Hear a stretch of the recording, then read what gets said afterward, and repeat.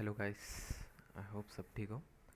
मेरे को डीए से प्रैक्टिस करना था तो मैं सोचा लीड कोड पे प्रैक्टिस करते हैं।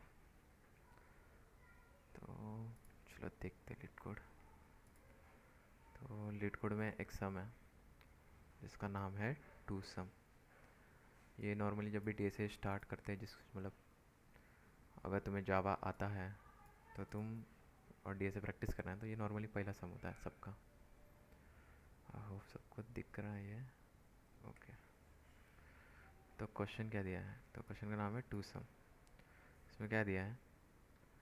Given an array of integers nums and an integer target, return indices of two numbers such that they add up to the target. तो जब भी डी से करूँ तो उसको विजुअलाइज करने का ट्राई करने का। अभी क्या दिया था उसमें? Given an array of integers. क्या दिया आपने? पास एक एरे है जिसमें इंटीजर्स है। कौन सा इंटीजर? ये लोग ने दिया रहेगा एग्जाम्पल। जैसे 2, 7, 11 और 15 है। तो है अपने पास 2, 7, 11 और 15।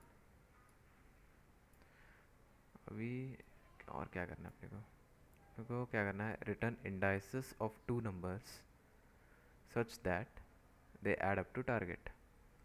अभी इस एरे में ऐसे दो नंबर है और अपने को एक टारगेट दिया रहेगा। यहाँ टारगेट है 9। तो अगर अपना टारगेट 9 है तो अपने को इस एरे में ऐसे कोई दो इंटीजर ढूंढ के बताना है जिसको सम किया तो 9 आना चाहिए। और अपने को वो नंबर रिटर्न नहीं करना है, अपने को उनका इंडाइसेस रिटर्न करना है। इंडाइसेस एरे का 0 से स्टार्ट होता है तो ये इनका इंडाइसेस है। तो कैसे करेंगे इसको? और कुछ दिया है क्वेश्चन में। You may assume that each input would be exactly would have exactly one solution and you may not use the same element twice. Would have exactly one solution. अच्छा, मतलब पता है कि एरे में ऐसा जैसे 2 + 7 9 होता है तो सिर्फ ये एक ही सोल्यूशन होगा एरे में। ऐसा और कोई कॉम्बिनेशंस नहीं होगा। और एक और चीज़ बताया लोग ने कि you may not use the same element twice. तो ये कह रहा है अगर तुम्हारा टारगेट 4 है तो तुम ये नहीं कह सकते कि 2 + 2 कर लो। मतलब तुम एक इंडेक्स को दो बार यूज़ नहीं कर सकते। तो कहने का मतलब ये है। तो अभी क्या करेंगे इसको? तो ये जो सम है ना, इसको सॉल्व करने का बहुत सारे टाइप से सॉल्व कर सकते हैं इसको। तो अभी एक लेमन क्या करेगा जो जिसको प्रोग्रामिंग नहीं आती है, तो वो सोचेगा कैसे? तो अगर मैं हूँ तो मैं क्या करूँगा? मैं एक एलिमेंट लूँगा जैसे 2 है, इसको बाकी सबसे एक एक से ऐसा प्लस करके देखूँगा। जैसे 2 + 7 9, तो अपना टारगेट मिल गया। पर अगर मेरा टारगेट 17 होता, पहले केस में तो पहले में ही मिल गया तो कुछ मेरे को लगा नहीं। अगर 17 होता तो क्या करता? तो पहले 2 + 7 करता तो 9 आता, अपने को नहीं मिला। 2 + फिर 11 करता तो अपने को 13 आता, फिर भी नहीं मिला। फिर 2 + 15 करता, तब जाके अपने को मिलता 17। पर अगर अपना टारगेट कितना 26 होता जो इन दो नंबर को प्लस करने पे आता, तो नॉर्मल इंसान तो पहले 2 से देखेगा, फिर 7 को इन दोनों से करके देखेगा, फिर भी नहीं मिलेगा, फिर 11 को इससे करके देखा, तब जाके 26 मिलता अपने को। ठीक है। तो अब ये करता हूँ। अब ये जो अपन ने किया, अब इसमें ऐसा था कि अपने पास n साइज़ का एरे है और अपन ने n टाइम्स अपने को वो उसी एरे में बार बार जाना पड़ रहा है। तो इससे क्या होगा, इसका जो टाइम कॉम्प्लेक्सिटी होगा वो n इंटू एन हो जाएगा, जो आता है n स्क्वायर। और जैसे मैंने बोला था कि अगर मेरा टारगेट 9 होता तो ये फर्स्ट अटेम्प्ट में ही मिल जाता, और अगर 17 होता तो ये मेरे को 1 2 थर्ड अटेम्प्ट में मिलता। तो अपने को फिक्स नहीं है कि कौन से अटेम्प्ट में मिलेगा, पर अपने को मैक्सिमम पता है कि n स्क्वायर में मिलेगा। तो इसलिए इसको बोलते हैं अपन big O of n square है इसका कॉम्प्लेक्सिटी। तो नॉर्मली ये ज़्यादा है कॉम्प्लेक्सिटी, ये अच्छी कॉम्प्लेक्सिटी नहीं है, और लीड करना थोड़ा चैलेंज करता है अपने को। तो ये क्या बोल रहा है, can you come up with an algorithm that is less than O of N square time complexity. तो इसने चैलेंज कर दिया। अभी देखते हैं अपने पास और क्या तरीके हैं। तो एन स्क्वायर से अगर अच्छा कोई कॉम्प्लेक्सिटी है तो अगला चीज़ क्या करेगा इंसान कि टाइम को कम करने का ट्राई करेगा ना। तो अपन क्या कर रहे थे, एक कोई ऐसा बार बार चेक कर रहे थे। तो एक चीज़ होता है लेफ़्ट राइट करके, एक एक एल्गोरिदम है जिसमें क्या करते हैं नॉर्मली, एक पॉइंटर मतलब कुछ भी ले लो, इसको लेफ़्ट में रखते हैं और एक राइट में रखते हैं। पॉइंटर कह सकते हैं। तो अभी इसमें क्या होगा कि पहला अपन 2 को लिया और 15 लिया, तो 15 प्लस 2 करेंगे तो कितना आया, 17 आया। फिर तो 17 तो 9 से बड़ा है, तो वो क्या करता है, जो राइट वाला पार्ट है उसको शिफ्ट करता है लेफ़्ट साइड में, तो क्योंकि लेफ़्ट साइड में छोटे नंबर्स हैं। अभी तुम देखोगे ये वाला जो एरे है ये अपने पास सॉर्टेड एरे है, तो नॉर्मली जो बड़े नंबर्स होंगे वो राइट साइड में होंगे और जो छोटे नंबर्स होंगे लेफ़्ट में होंगे। तो इसने शिफ्ट किया, तो फिर क्या होगा, वो 11 प्लस 2 करेगा। 11 प्लस 2 होता है 13। विथ 13 क्या 9 से बड़ा है, हाँ, तो ये फिर से इसको शिफ्ट कर देगा। फिर क्या होगा, फिर होगा 2 + 7। 2 + 7 क्या है, 9। तो अपना डिज़ायर्ड आउटपुट मिल जाता है अपने को। तो इसमें अगर तुम देखोगे कि जो टाइम होगा ना, इसका मतलब ये एक कॉन्स्टेंटली डिवाइड बाई 2 होता जाता है इसमें नॉर्मली। तो इसलिए इसको, इसका जो कॉम्प्लेक्सिटी होता है ना वो log n होता है। जो लूप होता है वो log n होता है, क्योंकि अपन n टाइम्स करने वाला है, n टाइम्स मतलब एरे में जाने वाला है, तो इसलिए n log n होता है। अभी इसमें भी कैसा है कि हमें फिक्स नहीं पता है कि वो चीज़ n टाइम्स इतने मतलब इतने अटेम्प्ट्स में मिल जाएगा करके। वो ज़्यादा भी हो सकता है, कम भी हो सकता है, पर मैक्सिमम यही होगा, n log n होगा। तो इसलिए इसको अपन big O of n log n बोलते हैं। तो अपने पास एक और तरीका है जिससे अपन कॉम्प्लेक्सिटी और कम कर सकते हैं। उसने चैलेंज किया है ना कि n स्क्वायर से कम होना चाहिए। n log n कम है पर उससे भी कम होता है, तो वाई नॉट। अपन ये इसलिए यूज़ नहीं कर रहे क्योंकि अभी सोचो ये जो है एरे ये सॉर्टेड है, तो क्या हमें हमेशा सॉर्टेड एरे मिलेगा। जो अपने को यहाँ टेस्ट केसेस दिए हैं, किधर गया, ये जो दिया है ना ये ऐसे टेस्ट केस समझो। तो ये अपना पहला टेस्ट केस है जिसमें अपने को सॉर्टेड एरे दिया है। तो हमेशा अपने को सॉर्टेड एरे नहीं मिलेगा ना। अब जैसे ये है 3 2 4,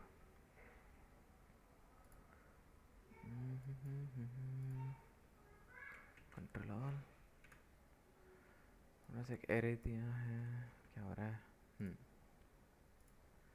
3, 2 और 4 दिया है। तो अब ये सॉर्टेड नहीं है, अभी इसका इंडेक्स है 0, इसका 1 है, इसका 2 है, और ये एक एरे है।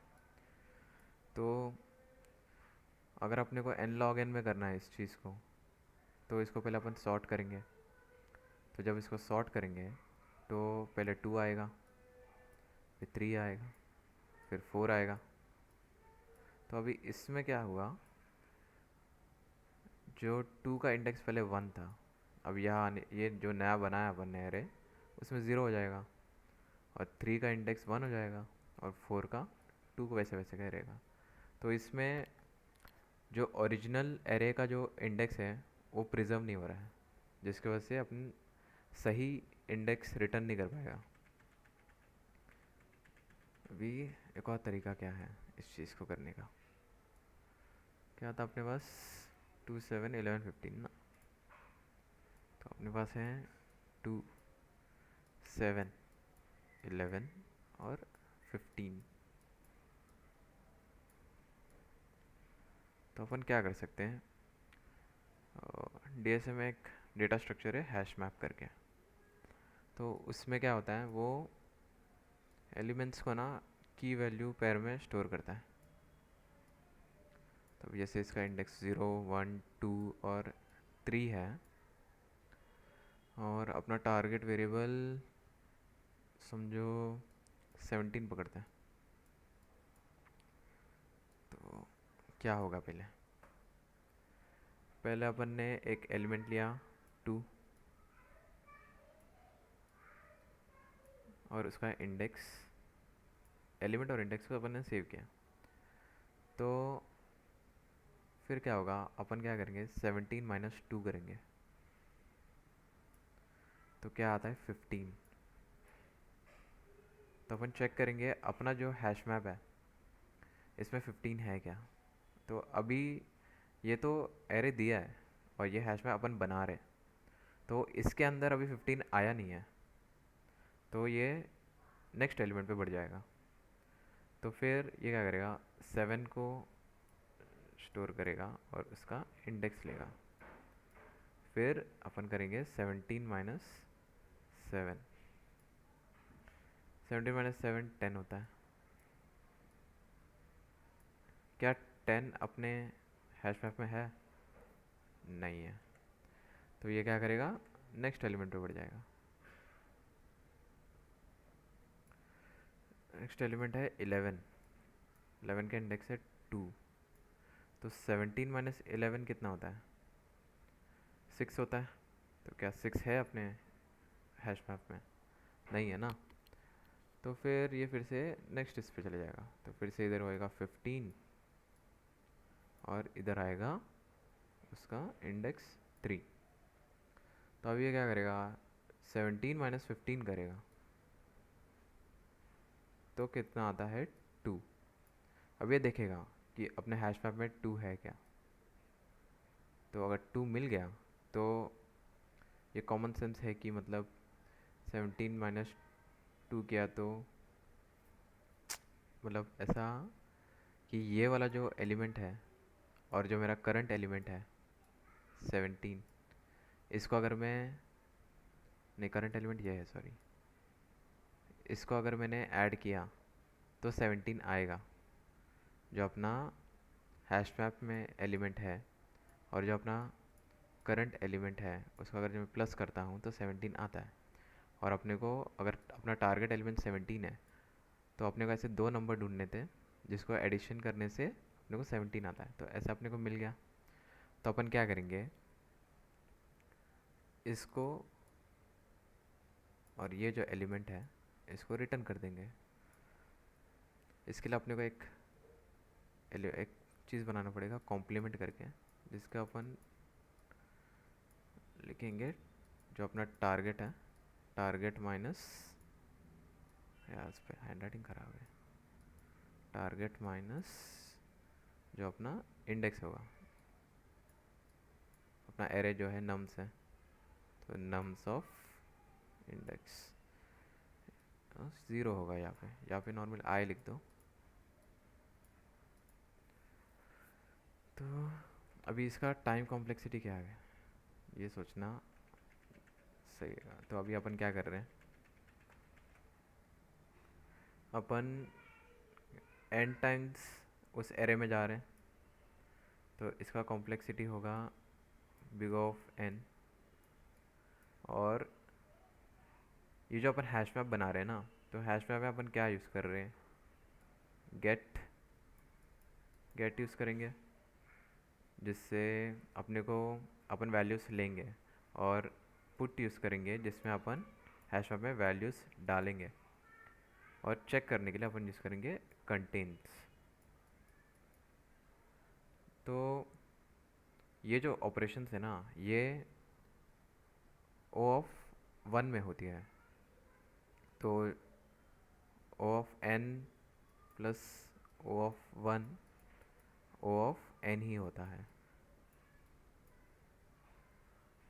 तो अपने पास कितने टाइप के वो है अभी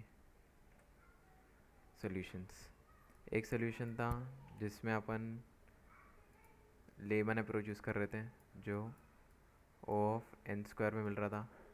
एक दूसरा था जिसमें अपने को n log n में मिल रहा था, जिसमें अपन सॉर्टिंग यूज़ कर रहे थे। फिर एक है बिग ऑफ n। तो इसमें अभी इसमें से कौन सा चूज़ करने का, अगर तुम्हारा ये तो अभी नहीं कर रहे क्योंकि अपने पास सॉर्टेड एरे हमेशा नहीं होगा, और मतलब सॉर्टेड एरे किया तो उसका इंडेक्स का वैल्यू प्रिजर्व नहीं कर पाएगा। कर सकते हैं, उसके और भी ट्रिक्स है, पर अभी अपना कंसर्न वो नहीं है। अपन मेरे को देखना है कि अपना टाइम सबसे कम किस में लग रहा है, तो सबसे कम टाइम इसमें इस कॉम्प्लेक्सिटी से लग रहा है। पर इसमें इशू क्या है कि अपन हैश मैप यूज़ कर रहे हैं, तो इसका जो स्पेस कॉम्प्लेक्सिटी है ना, वो भी बिग ऑफ n हो जाएगा। अभी इसमें क्या इशू था, इसमें अपन कुछ बना नहीं रहे थे, तो इसका स्पेस कॉम्प्लेक्सिटी कांस्टेंट था। तो ये फ़िलहाल बेस्ट अप्रोच रहेगा इफ़ अगर टाइम का कंसर्न है, और अगर स्पेस का कंसर्न है, टाइम का कंसर्न नहीं है, तो अपन ये पकड़ेंगे। चलो इसको करते हैं अभी कैसे लीड कोड पे।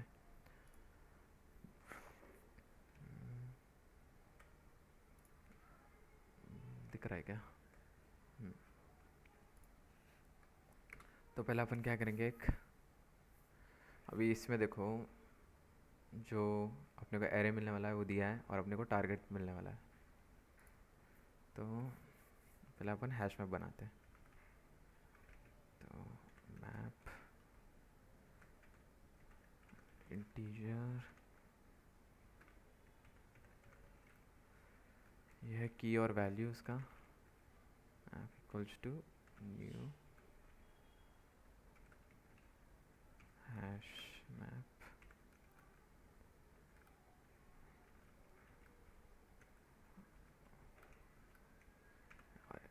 ऐसे अपन ने हैश मैप बनाया। अभी अपन एक फॉर लूप लिखेंगे जिसमें अपन हैश मैप को ट्रेस करेंगे। मैप डॉट कंटेन्स, नहीं सॉरी, जब भरना है ना अपने को, I equal to int I equals to 0। अपन 0 से स्टार्ट होगा क्योंकि अपने को वो जो एरे है उसको ट्रेस करना है ना, तो एरे 0 से स्टार्ट होता है इसलिए। फिर एरे मतलब ट्रेसिंग कब तक चलेगी, जो एरे का साइज़ है नम्स,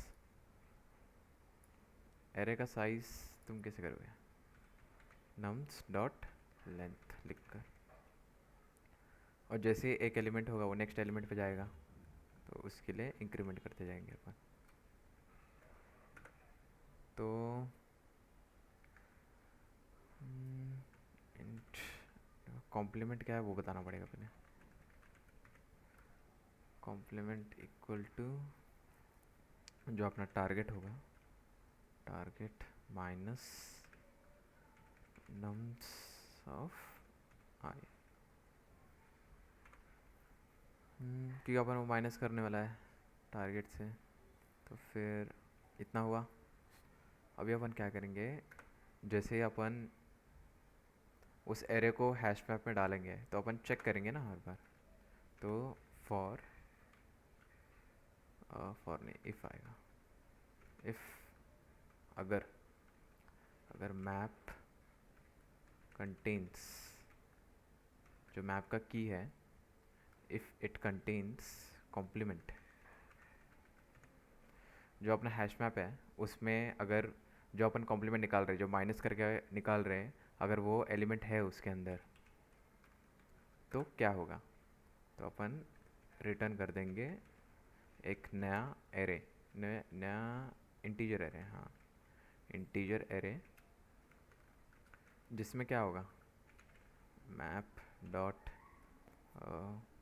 उसमें उसका कॉम्प्लीमेंट होगा, मतलब कॉम्प्लीमेंट में के साथ जो अपन, अभी जैसे किधर गया मैप है, हाँ या निकाल दिया वो, जैसे अपन 2 का 0 कर रहे हैं, तो अपने को 2 रिटर्न नहीं करना है, अपने को 0 रिटर्न करना है। तो इसलिए अपन गेट करेंगे यहाँ पे, मैप डॉट गेट कॉम्प्लीमेंट, अरे गेट का स्पेलिंग, गेट कॉम्प्लीमेंट, और जो अपना करंटली हम जिस इंडेक्स पे है एरे के, वो रिटर्न करेंगे। तो इतना सही है ना। हम्म,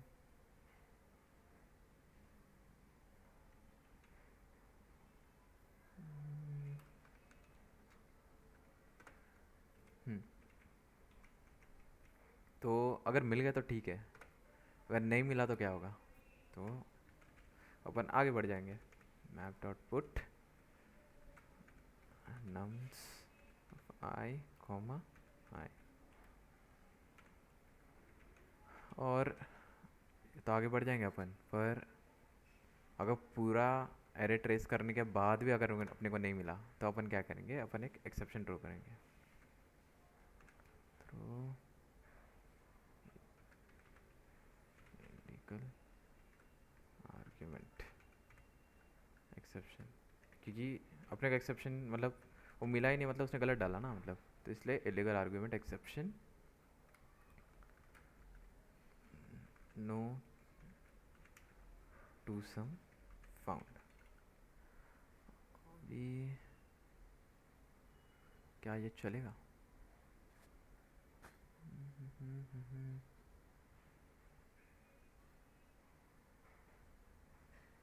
तो सही लिखा है ना, देखते हैं।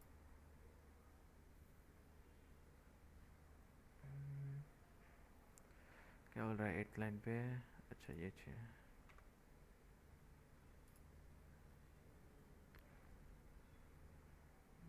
Expected 8th line.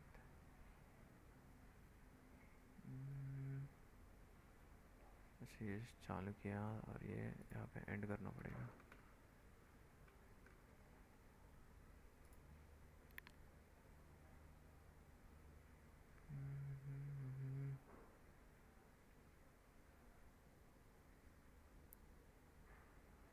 क्या इशू क्या है।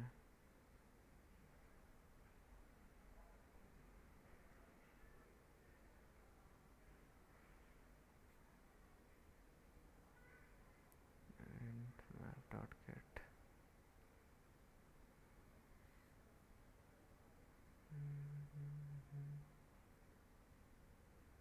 गेट कॉम्प्लीमेंट, अच्छा ये नहीं आएगा ना।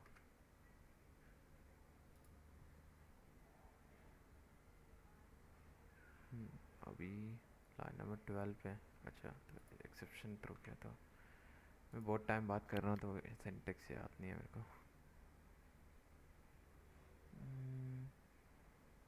16 पे, अच्छा ये नहीं आएगा।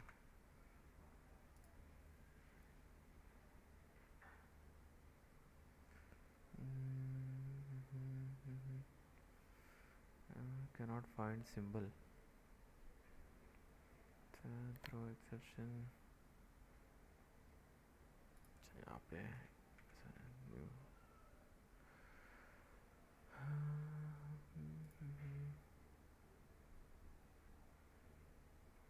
हो गया। तो ऐसा एरर आता है तो डरने का नहीं, उसी में मज़ा आता है, उसी से तुम सीखोगे। तो अपन ना बस है शायद। चलो, आज के लिए बस इतना ही।